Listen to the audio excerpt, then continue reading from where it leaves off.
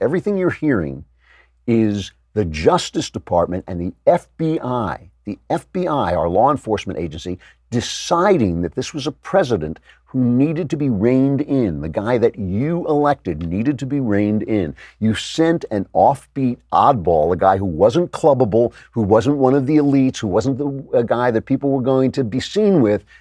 They thought that, it was nice of you to vote for him. Thanks very much. But we are going to reverse this election. We're going to reverse the effects of this election by starting investigations that will rein him in. Just imagine if the FBI had been caught doing that to Barack Obama, who certainly violated all kinds of rules of constitutional governance, and his IRS scandal and all the rest. He violated all this. Just imagine if the FBI had said, we're going to rein this guy in. So when you hear what I say next, you should understand that this is all part of the program of the swamp to rein this guy in. And, it is not a point about whether he's a good person.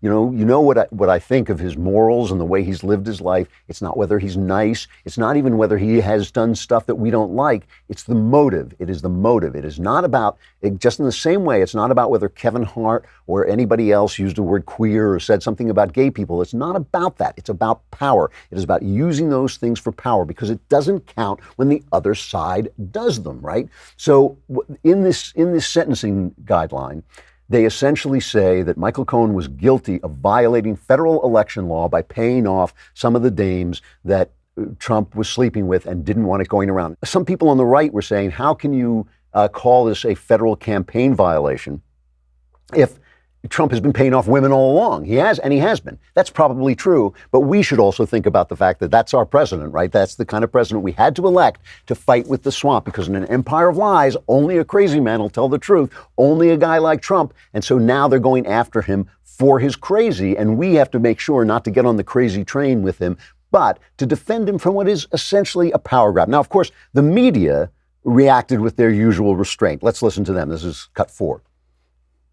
If precedent means anything in the Trump era, Donald Trump must be impeached because of the crimes prosecutors say he committed in the Michael Cohen case. What does it take to get an impeachment hearing against this president? He's accused of federal crimes by federal prosecutors in New York City. The House is going to have little choice the way this is going other than to start impeachment proceedings. Democracy is at stake.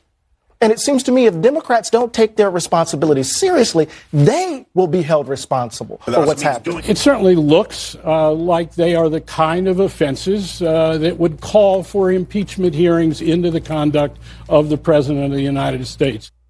Stop the hammering!